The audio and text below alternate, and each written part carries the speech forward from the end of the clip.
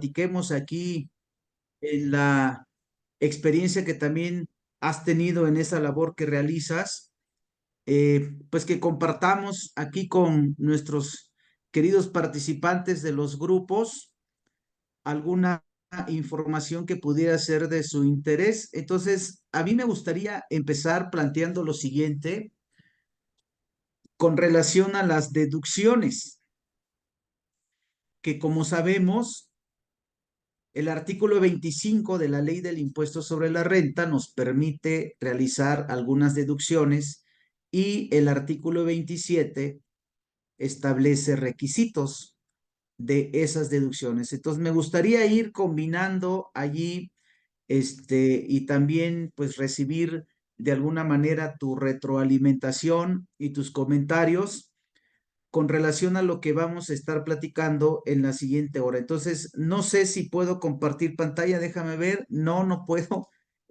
A ver si me habilitas. ¿Me puedes habilitar? Adelante, tocayo. Está listo. Listo. Muchas gracias, amigo. Vamos entonces. Voy a compartirles pantalla. Ahora sí, ahí estoy. Bueno, a ver, es que acabamos de terminar una plática ahorita y pues ya aprovechando que teníamos las leyes abiertas. Bueno, artículo 25. Las deducciones, en este caso, hacemos una referencia a las personas morales del régimen general, aunque resultan aplicables a otros tipos de contribuyentes de acuerdo con ciertas circunstancias. Deducciones permitidas. La primera de ellas, devoluciones que se reciban, descuentos o bonificaciones que se hagan en el ejercicio. Esta parte es muy importante por lo siguiente.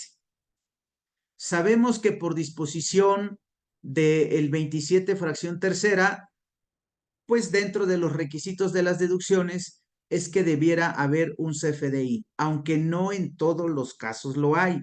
Yo ayer les comentaba que subíamos ahí al grupo una situación relacionada, por ejemplo, con la compra de inmuebles en donde el enajenante no está obligado a expedir un comprobante fiscal o, en su defecto, está enajenando un bien que no es propio de la actividad que realiza y por lo tanto, pues tampoco emite el comprobante. En esos casos, hay una regla miscelánea que es la 27120. Yo les aconsejaría que la revisen, está muy interesante. La 27120 y que hace referencia a el complemento notarios públicos, en donde se establece bajo ciertos requisitos, ciertas condiciones, que si el notario público en su recibo de honorarios incluye este complemento, pues diríamos que eso estaría jugando como un comprobante para la deducción y allí ya no tendríamos un comprobante fiscal propiamente, sino un gasto de honorarios registrado, contabilizado y que a su vez trae un complemento y que, por cierto, y dicho sea de paso, el notario no está obligado a incorporar. Aquí es como una especie de buscar un notario que respalde esa operación y que a su vez quiera añadirle a su recibo de honorarios el complemento notarios públicos. Pero, ¿por qué menciono esto que es con relación al CFDI? Pues porque el artículo 27, fracción tercera de la Ley del Impuesto sobre la Renta establece como requisitos de las deducciones que se cuente con un CFDI, estar amparadas con un comprobante fiscal. Ya les platicaré ahorita más adelante algunos casos en los que tampoco hay CFDI porque son operaciones realizadas con un residente en el extranjero que no tiene establecimiento permanente en México y entonces la regla 27114 permite jugarle por ahí con cierto tipo de comprobantes. Pero, ¿a qué vamos con esta deducción de las devoluciones, descuentos y bonificaciones? La ley dice en el artículo 25, fracción primera, que podemos deducir las devoluciones, es decir, como una especie de disminución de nuestros ingresos fiscales. Durante los pagos provisionales, pues se tuvo que acumular por el efecto de el cálculo en términos del artículo 14 de los pagos provisionales, pero ya ahorita en el cálculo del impuesto sobre la renta del ejercicio, pues nos permiten ciertas deducciones y dentro de ellas las devoluciones, descuentos y bonificaciones, pero precisa la ley que se hagan en el ejercicio. Si yo hice un descuento sobre una venta que realicé el año pasado, vendí 100,000 pesos y al final, pues por alguna cuestión con el cliente, le hice un descuento de 20,000, pues la ley me permite descontar en este impuesto sobre la renta que vamos a calcular del 2023, pues descontar esos 20,000 para tener ya nada más la diferencia, ¿no? El efecto entre esos 100,000 que yo vendí y los 20,000 que apliqué de descuento. Pero debe existir un CFDI. Y entonces aquí está la esencia de mi comentario. ¿Qué pasa si por alguna razón no expedimos la nota de crédito, que es el CFDI, que corresponde a este tipo de operaciones, devolución, descuento, bonificación? ¿Qué pasa si no lo expedí el año pasado? Es decir, el año pasado hice una venta y también el año pasado hice un descuento. De la venta, por supuesto, sí expedí el CFDI, pero del descuento, hoy nos damos cuenta que no hemos expedido el CFDI. Entonces aquí la pregunta sería, punto número 1, si yo expido hoy, en enero, la nota de crédito, el CFDI, esa deducción la puedo aplicar todavía en el 23. Esa sería la primera pregunta que ahorita vamos a responder.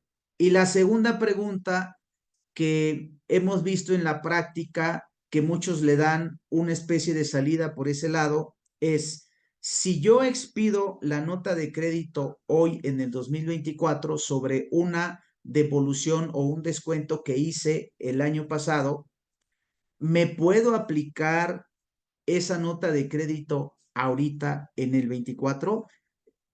Ambas preguntas están relacionadas con lo mismo, sobre la misma situación, solamente que en un caso es, oye, la aplicamos en el 23, aunque la nota de crédito la hayamos expedido en el 24, y la otra es, o la aplicamos en el 24, porque la nota de crédito la expedimos en el 24, pero el descuento lo hicimos en el 23.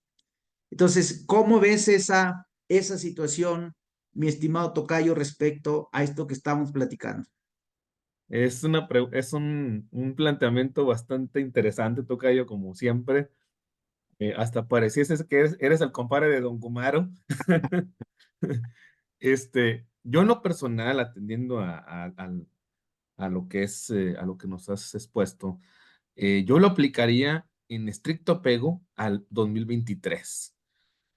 Eh, yo lo, porque prácticamente el devengo fue en el 2023, la aplicación fue en ese ejercicio y yo lo consideré específicamente en ese año. Hay quienes también lo ven, digo, es que sabes que el CFDI se van con la parte literal, oh, es que trae fecha el 2024, contador, y pues porque fisco luego me va a sacar diferencias y que no CFDI, me va a sacar un comparativo, me va a llegar una invitación por diferencia, porque entonces, bueno, pero ¿en qué momento se hizo esa operación? ¿En qué momento se devengó? ¿En qué momento se aplicó?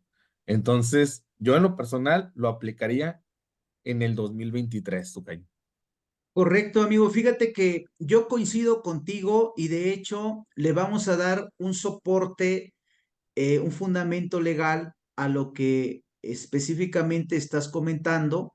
Sí, coincido completamente contigo porque aquí la ley del impuesto sobre la renta establece que los descuentos se deducen en el ejercicio en el que se hicieron. Si yo realicé un descuento a mi cliente en el 2023, pues yo me lo aplico en el 2023. Y entonces entramos en el tema del CFDI. Oye, ¿qué pasa? Porque el CFDI tiene fecha del 2024. Recordemos que también dentro de los requisitos tenemos en la fracción 18ª del 27, fracción 18, una respuesta a esta situación. Esta es la fracción 18ª del artículo 27.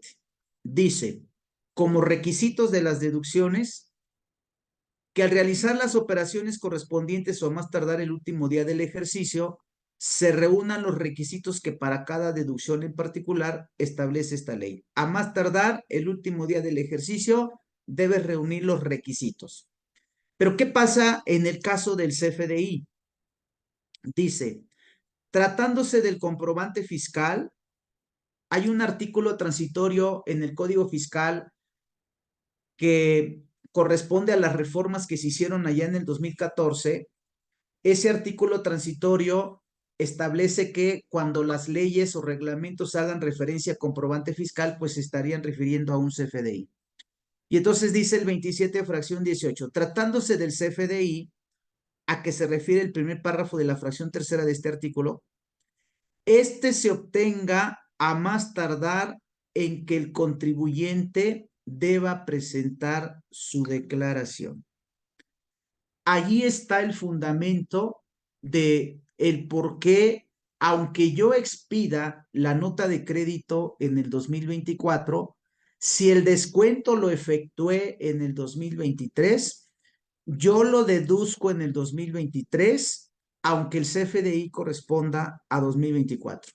Coincido contigo en cuanto a que pudiera ser que la autoridad quiera aplicarnos ese comprobante en el 2024 y nos reclame algún impuesto no pagado en el 2023 por habernos aplicado esta deducción. Sin embargo, pudiéramos aclararla sin mayor problema en términos de esta fracción 18ª del artículo 27. Por lo tanto, yo creo que esta es ahorita que estamos en temas del cierre y demás, es una buena oportunidad para expedir las notas de crédito de esas devoluciones, bonificaciones, descuentos que se hicieron en el 2023 y aplicarlas en el ejercicio 2023 sin mayor problema.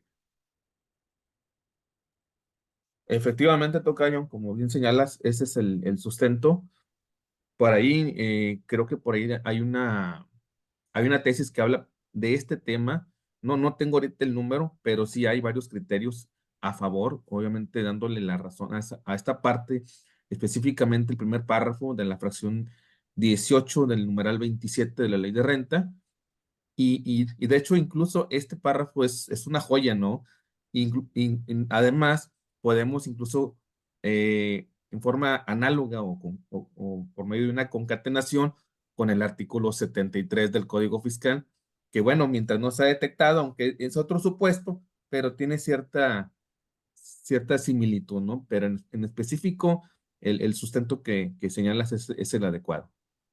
Correcto. Muy bien, pues entonces ahí tienen una situación en particular que se pudiera aprovechar ahorita que estamos en estos eventos del cierre del 2023 y pues si no se ha expedido la nota de crédito, pues entonces expedirlas cuanto antes. No debemos olvidar que las notas de crédito ya desde el 2022 deben de justificarse en el caso de que la autoridad requiera ese soporte.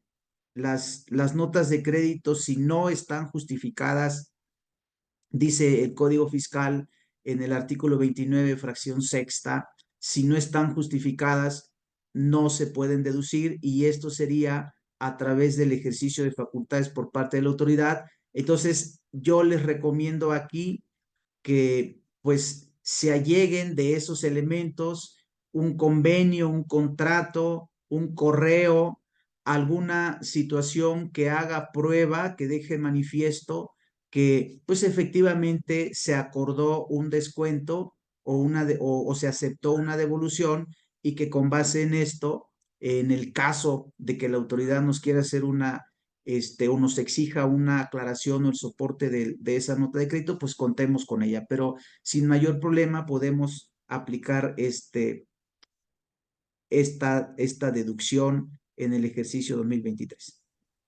Exacto, tocayo, es lo que también conocemos como la materialidad, el soporte adecuado de la documentación comprobatoria de cada erogación. Dices es exactamente lo adecuado en este sentido, o en este punto más bien, sobre todo la parte, por ejemplo, de tener la razón o un correo electrónico, decirles, ¿sabes qué? Del por qué va a ser el motivo o causa justificante de esa nota de crédito y tener la evidencia necesaria para poderla demostrar ante la autoridad. Sí, sí, sí, sí, correctísimo, coincido contigo. Dice por aquí Mari en una pregunta que plantea en el chat, dice, buena tarde, la nota de crédito debe tener en la representación impresa especificado si es devolución o bonificación. No, hay una regla miscelánea que nos habla, me parece que es la 2757, revísala Mari. Esa regla miscelánea nos habla de los requisitos de las representaciones impresas. No debemos olvidar que una representación impresa de un CFDI simplemente hace presumir la existencia de un comprobante fiscal. Sin embargo, sí hay reglas del juego respecto a la representación impresa que no tiene que ser precisamente papel, porque cuando hablamos de representación impresa, rápidamente nos trasladamos a un papel, a una hoja. La representación impresa también puede ser un archivo en la computadora o en el teléfono, un archivo, por ejemplo, en PDF, porque estamos hablando de un comprobante fiscal que tiene un formato específico que es el XML y que ese traducido a una representación impresa, pues ya nos da un formatito mejor acomodado, con una información más clara, etcétera, y entonces puede llevarse a un papel o puede dejarse en un archivo. Entonces, la regla miscelánea 2757 establece requisitos para las representaciones impresas y hay un par de casos en particular en donde sí se requiere toda la información del complemento. Por ejemplo, cuando se trata del complemento cartaporte o cuando se trata del complemento para recepción de pagos. Pero en la mayoría de los casos, incluidas las notas de crédito, no es necesario que la representación impresa traiga de manera específica si se trata de una devolución o bonificación. Sin embargo, no hay que olvidar que en el XML nos va a exigir, cuando nosotros expedimos un CFDI de tipo egreso, nos va a exigir que relacionemos un comprobante. Y en este caso, sí es importante que nosotros especifiquemos cuál es el tipo de relación de ese comprobante, que puede ser 01 o 03, tratándose de una devolución o de un descuento. Entonces, es importante que en el XML sí tengas muy clara y especifiques el tipo de relación y que a su vez con ese tipo de relación le vas a dar soporte en el caso de que la autoridad revise esa deducción, le vas a dar soporte a que se trata de un descuento o de una devolución, pero la representación impresa no tenemos mayor problema respecto a estos datos o esta información que estás comentando. Muy bien, tocayo. Entonces, ya checamos en el caso del 25, fracción primera, que es una de las deducciones que nos permite la ley del impuesto sobre la renta en el cálculo del impuesto del ejercicio. Debe de quedar muy claro entonces que el descuento se deduce en el ejercicio en el que se efectuó. En el caso del ejemplo 2023, y lo recomendable siempre es que el CFDI se expida, pues ya no digamos en el mismo ejercicio, sino incluso en el mismo mes en el que se realizó la operación, pero si por alguna razón, algún olvido, algún desajuste en el control interno, etcétera, terminó el ejercicio y no se ha expedido, pues se puede expedir en el año posterior, siempre y cuando no exceda el plazo en el que se presenta la declaración y se aplicaría en el ejercicio en el que ocurrió. Yo quiero mencionar aquí, aprovechando esto, que la ley del impuesto sobre la renta nos permite en 10 fracciones hacer varias deducciones. Y una de esas deducciones son los gastos netos. Esto es muy importante porque hablando del tema del CFDI, en la misma fracción 18ª del 27, establece como requisito, tratándose de gastos, que el comprobante fiscal, fíjense, una situación que desde que se publicó la ley del impuesto sobre la renta, que fue en tiempos, la que actualmente está vigente, en tiempos del entonces presidente Enrique Peña Nieto, y que fue cuando se hizo obligatorio el tema del CFDI, hay algunas disposiciones en la ley del impuesto sobre la renta y también en el reglamento que se publicó un año después, en el 2015, hay algunas disposiciones que resultan completamente fuera de lógica o incongruentes. Cuando hablamos del CFDI, dice la ley que puede obtenerse a más tardar en la fecha en que deba presentarse la declaración. En este caso estamos hablando, para las personas morales de este régimen, estamos hablando del 31 de marzo. Sin embargo, esta misma fracción dice en su parte final, tratándose de un gasto, dice, además, la fecha de expedición de los comprobantes fiscales de un gasto deducible deberá corresponder al ejercicio por el que se efectúa la deducción. Primero, nos da hasta el 31, bueno, en este caso moral, 31 de marzo, para recabar el comprobante. Y luego nos dice, tratándose de gasto, la fecha del comprobante debe corresponder al ejercicio en el cual se efectúa la deducción. Por ejemplo, ahorita, hagan de cuenta que nos está diciendo la ley, el 27, fracción octava, tienes hasta el 31 de marzo del 24 para recabar el comprobante. Pero ese comprobante debe traer fecha del 23. Y entonces, aquí la parte ilógica es cómo podemos en un CFDI que se hace en marzo del 24 que traiga fecha del 23. ¿No? Imposible.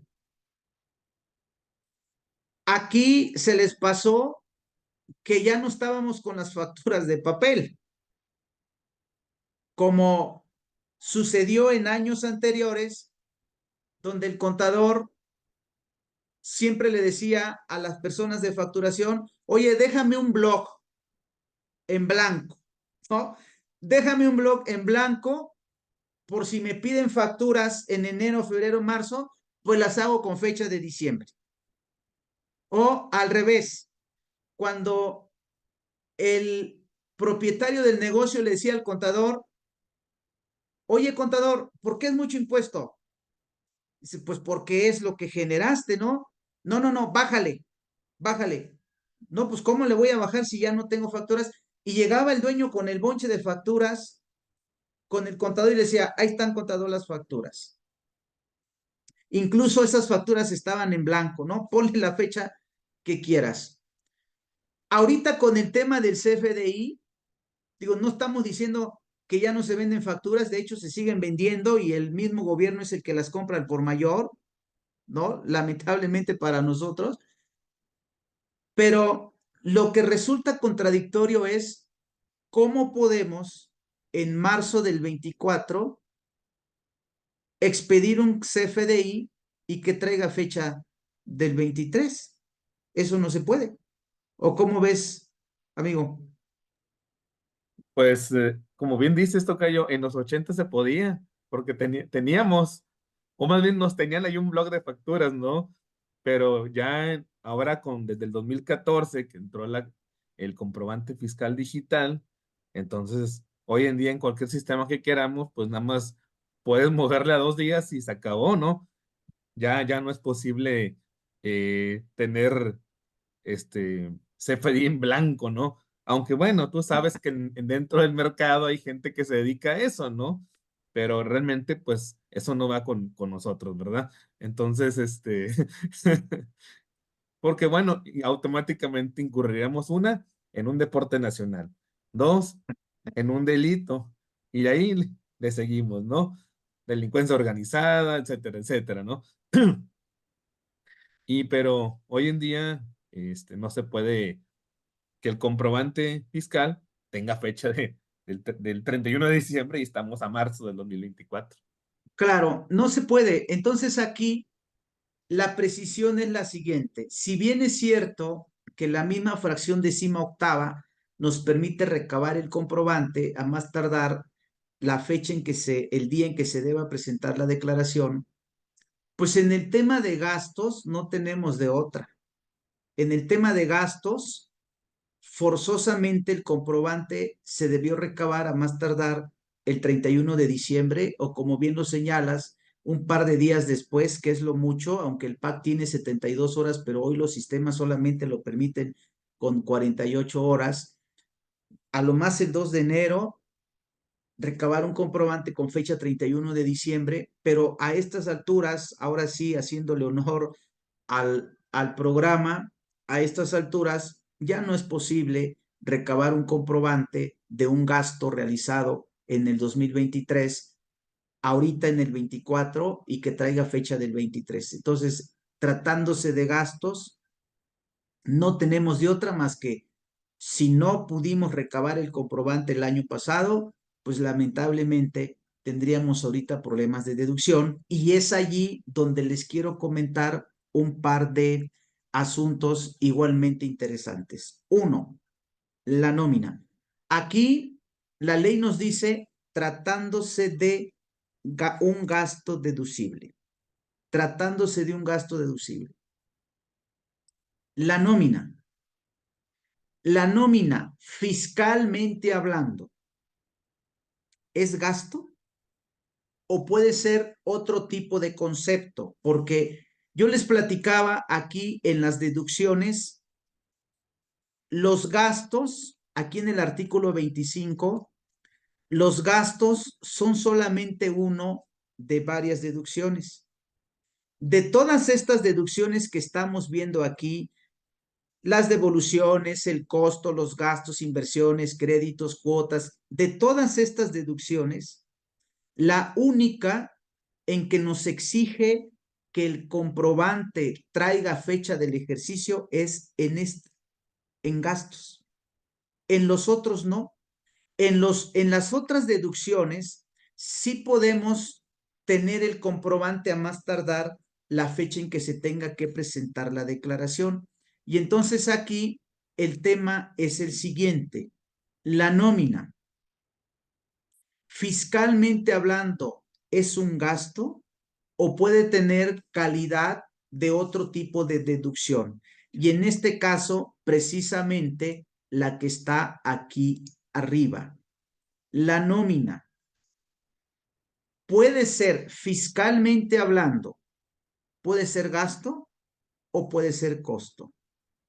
Cualquiera de las dos.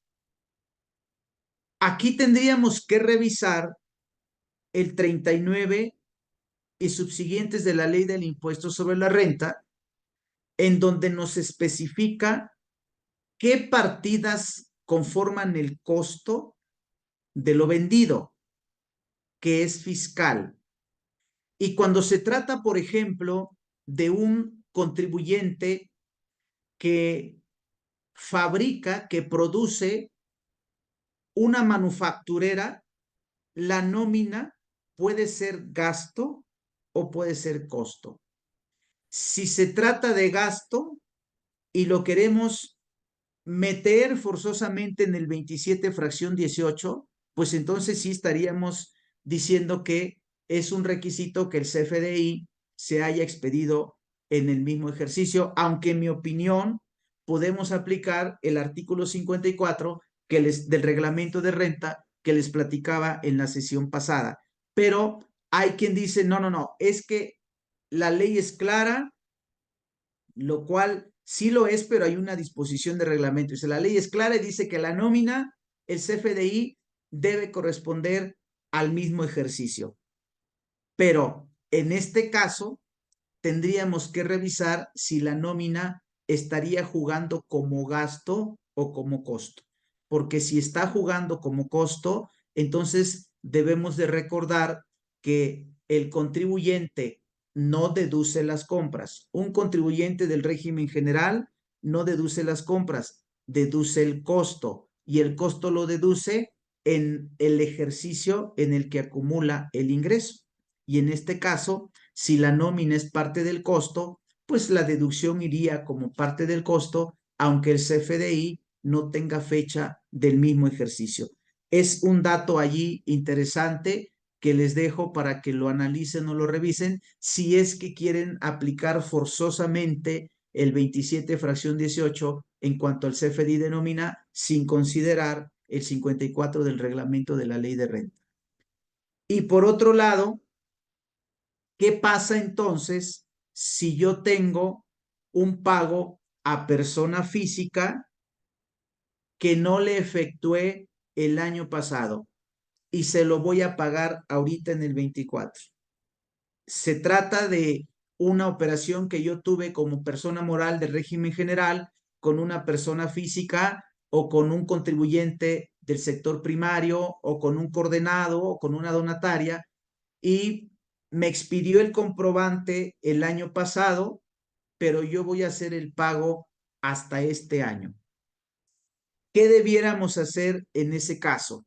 Y en la mayoría, lo que se resuelve hacer es, pues, solicitar que se canjee el comprobante, ¿no? Oye, cancélame el CFDI del año pasado, me lo expides ahora en el 24 te lo pago y lo deduzco en el 24. Sin embargo, esta misma fracción 18ª del 27 nos da una especie de salida ante ese tipo de supuestos. ¿Qué pasa si se trata de perdón, la fracción quinta? Si se trata de una persona, a ver, déjeme ver, creo que es octava. Aquí está. ¿Qué pasa si se trata de una operación con una persona física o los que menciona aquí? Estamos en el artículo 27, es la fracción octava y dice que tratándose de pagos que a su vez sean ingresos de contribuyentes personas físicas. Segundo, contribuyentes a los que se refieren los artículos 72, 73, 74 y 196, sigue mencionando el 196, que son los que acumulan sobrecobro, que ya no existen, pero los coordinados, las donatarias, dice, así como de aquellos realizados a los contribuyentes a que se hace referencia el último párrafo de la fracción primera del 17, una sociedad civil que presta servicios independientes, etcétera. Estos solo se deduzcan cuando hayan sido efectivamente erogados en el ejercicio.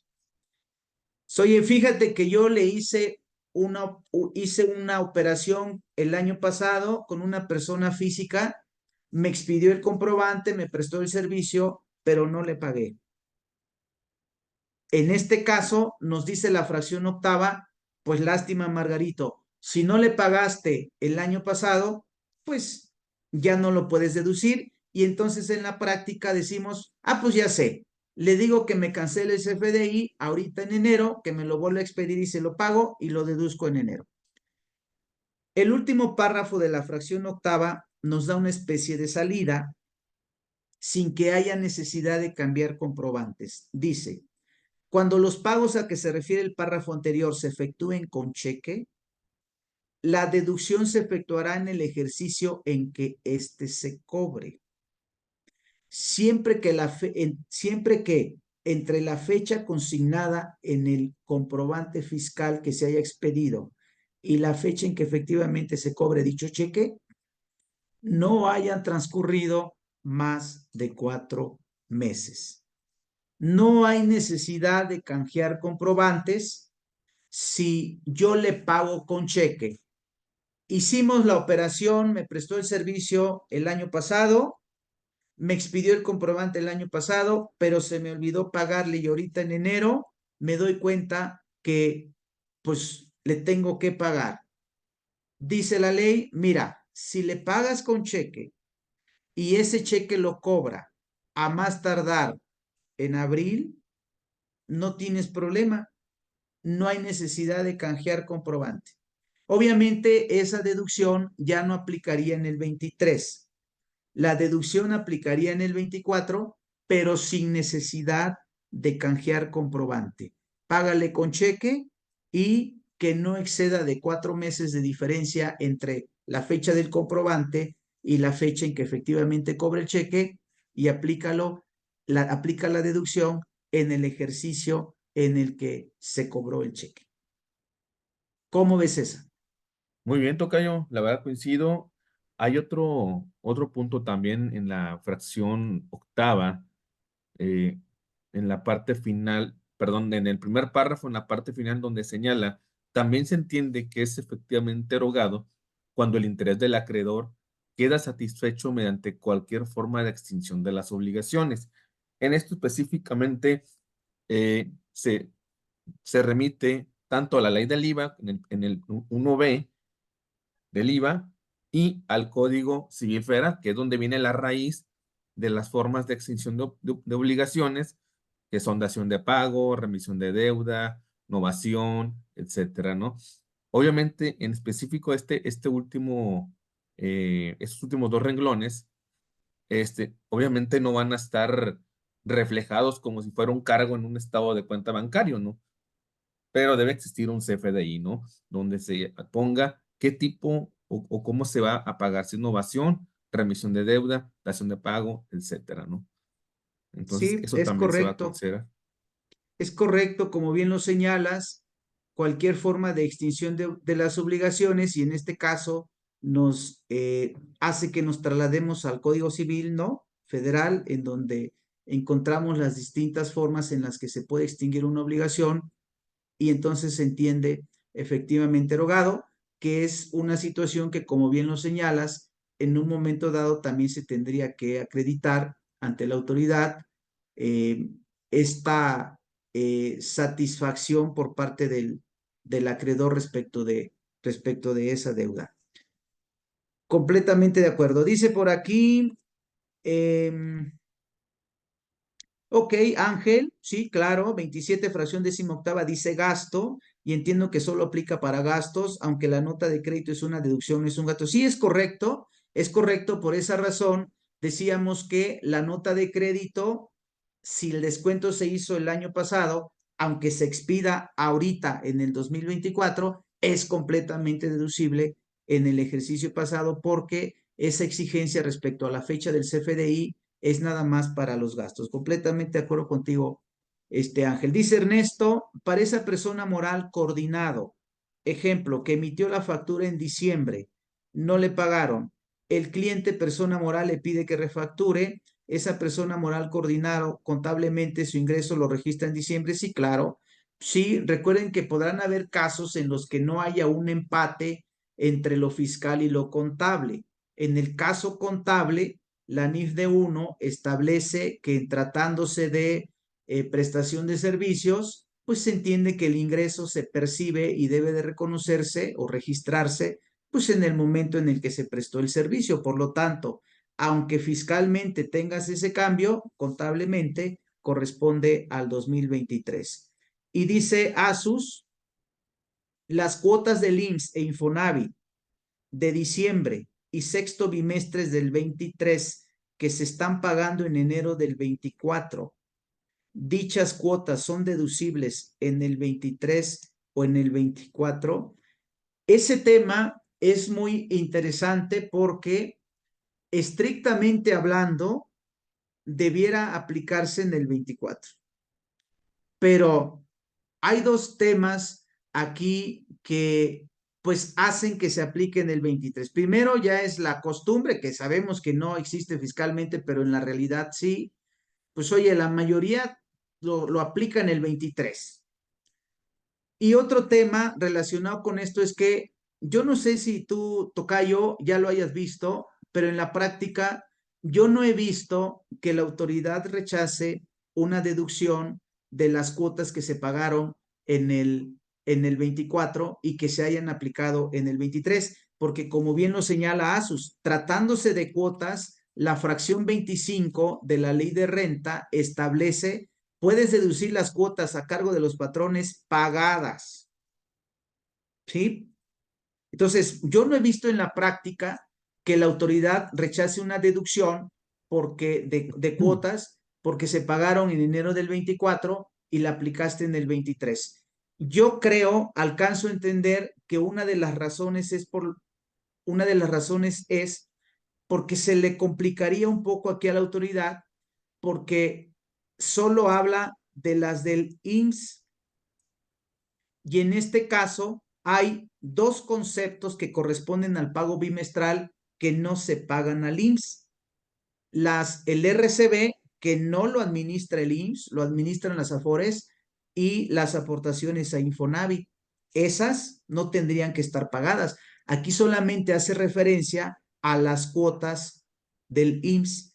Y a lo mejor por esta situación, la autoridad diría, mira, si al final vamos a quedar igual, porque la del año pasado sí la pudiste deducir ahorita y la de este año la tendrás que deducir en el siguiente año. Una especie de un 11-1, 11-1, 11-1, año tras año. Entonces, a mí me parece que por esa razón y esta complejidad que le pudiera dar el tema de una sola transferencia que se dispersa al final por estos conceptos que genera el SUA, yo creo que por esa razón la autoridad consciente en que la deduzcas en el 23, aunque la hayas pagado en el 24, pero estrictamente hablando, como lo dice la ley, debiera deducirse en el ejercicio en el que se paga. ¿Cómo ves, amigo? Muy, muy interesantes las sus opiniones, tocayo, muy sustanciosas. Aquí en este párrafo coincido en que únicamente se está versando en esta fracción sexta las cuotas a cargo de los patrones pagadas, pero únicamente refiere al IMSS. Es decir, lo que no sea eso, es decir, RCB e Infonavit, ahí es donde está la diferencia en que dice, ha de pensar el IMSS, oye, pues que imagínate, voy a ver la anual y del contribuyente me llega toda la información por los convenios de colaboración administrativa y me voy a meter en un show separando esos conceptos. Entonces, mira, sin problemas, o sea, da igual si lo es en 2023 o 2024, pero en estricto sentido de acuerdo al quinto del Código Fiscal, primer párrafo, únicamente sería aplicable en el 2024 la parte del IMSS. Entonces, que esté efectivamente pagada. Pero por costumbre, la mayoría, como bien señalas, lo hace todo deducible en el 2023. Sí, es correcto. Y fíjate que aquí quiero aprovechar esta pregunta de Asus para hacer una precisión. Dice la ley, las únicas cuotas que puedes deducir son las que son a tu cargo. Y aquí pudiéramos tener nosotros un tema que pudiera generar controversia. ¿Qué pasa si el patrón absorbe la cuota obrera? No se la descuenta al trabajador. Por la razón que ustedes quieran. Hay varias razones. Una razón es por exigencia sindical. El sindicato a veces le exige al patrón como una prestación. Bueno, mira, patrón, este año no nos vas a hacer aumento, ok, entendemos, pero la cuota obrera de aquí en adelante tú la absorbes, ya no nos las vas a descontar. La pregunta sería, ¿esa cuota obrera que el patrón absorbe por exigencia sindical es deducible? Esa es una. Dos, hay ocasiones en que el patrón, por su propia benevolencia, que son muy contados los casos, sin necesidad de una exigencia sindical o un contrato colectivo, dice, muchachos, no se preocupen, a partir de este año yo absorbo la cuota obrera, así es que en ese sentido ya no habrá descuento de su nómina. Esa cuota obrera que el patrón decide absorber por ser buena gente, ¿es deducible? Ese es un segundo caso. Tercer caso, la ley del Seguro Social establece en el artículo 38 y a su vez es compatible con el 516 de la Ley Federal del Trabajo, que el plazo para hacerle descuentos a los trabajadores es de un mes. Fuera de ese mes, ya no se le puede descontar. Entonces, el artículo 38 de la Ley del Seguro Social dice que si al patrón se le olvidó descontar la cuota obrera, solo tiene chance de descontar 4 semanas acumuladas o 4 semanas atrasadas, el equivalente a un mes. Más allá de ese plazo, ya no hay forma ni fundamento para descontarla. Entonces, fíjense esto a lo que nos lleva. Cuando las empresas se dictaminan para efectos del Seguro Social, el dictamen se presenta en septiembre del año siguiente y más o menos es la fecha en la que se vienen pagando las diferencias determinadas por el dictaminador del ejercicio anterior. Entonces, en agosto-septiembre del 23, el dictaminador determinó diferencias del 22 que se pagan en el 23 y que incluye cuota obrera y cuota patronal, pero por haber rebasado 4 semanas de plazo para el descuento, esa cuota obrera que corresponde al 22 ya no se le puede descontar al trabajador y el patrón la tiene que absorber. Y la pregunta es en ese caso, ¿es deducible esa cuota obrera que el patrón absorbe por diferencias de dictamen y que por razones de la ley ya no le puede descontar al trabajador? Y un último supuesto, cuando el trabajador percibe el salario mínimo. La ley del Seguro Social en el artículo 36 le dice al patrón, patrón, no le retengas, tú la pones de tu bolsa y esa cuota obrera de trabajadores de salario mínimo que el patrón absorbe son deducibles.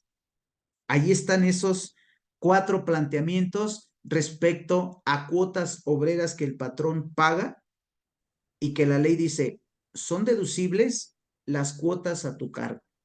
Y aquí la pregunta sería, ¿esos 4 supuestos son cuotas a cargo de los patrones? ¿Con base en qué? Y sobre ello, yo los invitaría a que revisen si tienen los supuestos, sobre todo en el último caso. Puede ser que no tengan exigencia sindical, puede ser que no tengan trabajo de salario mínimo, puede ser que no se les haya olvidado retener, pero por diferencias pagadas meses después, en donde el patrón absorbe todas las cuotas, tanto la patronal como la obrera, la están deduciendo fiscalmente. Ese sería ahí uno de los planteamientos, Tocayo. ¿Cómo ves eso? Híjole, ese es un punto finísimo. En algún momento tuve al menos la inquietud de alguno de esos dos, de algunos supuestos de esos. Eh, es un tema evidentemente controversial. Por ahí creo que hace algún tiempo había, creo que algunos criterios de la Corte en cuestión de de las cuotas obreras. No tengo a la mano el dato, pero lo voy a buscar. Uh -huh. En mi opinión, digo, voy a ver si no salgo raspado, pero si yo tengo toda los supuestos, si tengo yo em, la materialidad de eso, yo sí me aventaría con hacerlos deducibles en el 2023. Esas cuotas de Obreras. obreras, sí. Claro que tengo que tener todo el bagaje y todos los sustentos, pero creo que sí puede ser bastante peleable.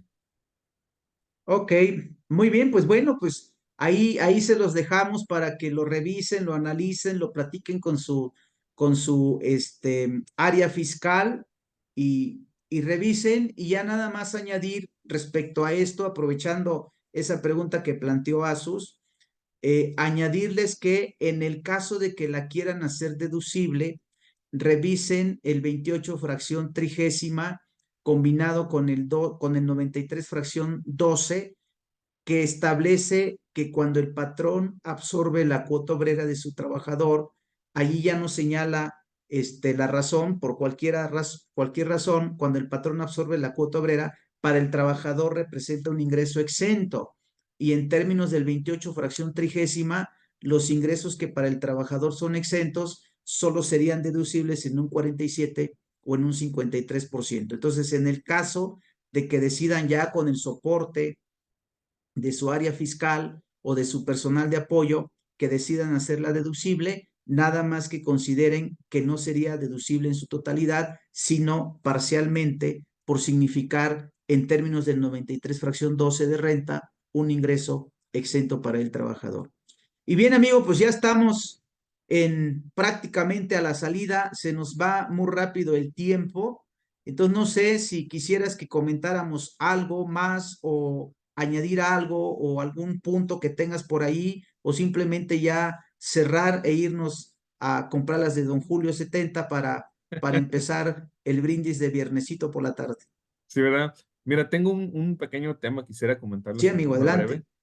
Este, no sé si les ha tocado en la práctica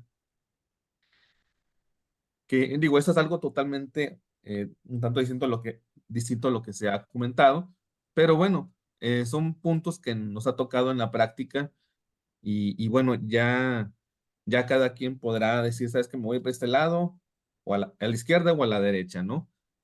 Entonces, surge cuando llega un visitador por parte del SAT. Y bueno, ya sabes cómo vienen, ¿no? Algunos llegan en forma muy especial, ¿no? Eh, algunos se identifican, uno les pide la constancia, su identificación, etcétera. Lo checas ahí en la computadora, que esté vigente, etcétera, ¿no? Las formalidades normales, ¿no? Empieza ya la diligencia y llega perdón, llega un punto donde el visitador te dice, bueno, contador, quiero que en esta USB que aquí tengo me des todos, todos los FDI, los XML y los PDF de todo el año. Y me lo pones en carpetas por mes. Entonces, aquí la pregunta es, bueno, más bien serían dos preguntas. ¿Quién tiene la obligación? Si el contador debe entregarle todo eso al visitador o le puedes decir, es que el SAT es quien tiene los XML. ¿Y qué sucede si no entrego ni una ni la dos? Y en el tercer punto, si el visitor dice, ah, bueno, entonces te estás oponiendo a la diligencia. ¿Qué hacer en esos tres opuestos? Híjole, To- amigo, fíjate que qué interesante eso que planteas porque en la práctica sucede. O sea, lo estás ¿Sí? comentando porque pues deriva de las experiencias que has tenido y en la práctica sucede y lamentablemente a veces el contribuyente mal asesorado o sin asesoría pues no haya que hacer, ¿no? Pero pues bueno, ilumínanos con o la vas a dejar ahí abierta como don Gumaro y ya más adelante o qué hacemos. Mira, en primer punto, aquí lo que hay que hacer es, si el auditor te dice, o el visitador, es que, contador, usted se está oponiendo a no entregarme esa información. Y uno le va a contestar, bueno, es una opción, ¿verdad? Pero creo que es válida. Ok, en primer lugar, no me estoy oponiendo a la diligencia. Me estoy oponiendo, entre comillas, a no darte algo que tú tienes. Pero aquí viene el candado, ¿no? si uno invoca el artículo segundo, por ahí de la fracción sexta de la Ley de Derechos del Contribuyente, donde se supone en apariencia que la autoridad tiene todos los XML, es una verdad a medias, porque la realidad es que la autoridad, cuando te manda todo el oficio de te enumera todas las facturas que tú pediste, pero no, realmente la autoridad no tiene los XML, tiene la relación, así tal como la imprime o la pone impresa en lo que te va a entregar, pero realmente quien tiene los XML es el PAC. Entonces, si yo le digo a la autoridad, es que tú los tienes, me la va a refutar el licitador. No, espérame, yo tengo toda la relación, pero yo no tengo el desglose de cada cosa.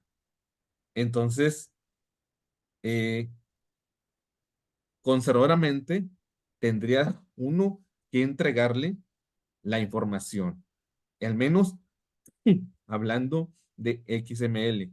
Contrario a que si la autoridad te indica, oye, contador, entrégame todas las declaraciones de los últimos 5 años, al momento. Ahí sí le vas a aplicar directamente es el artículo segundo de la Ley Federal de Derechos del Contribuyente, fracción sexta, porque todo eso sí obra en poder de la autoridad, tan es así que uno descarga todos los meses anuales, informativas, etcétera, ¿no?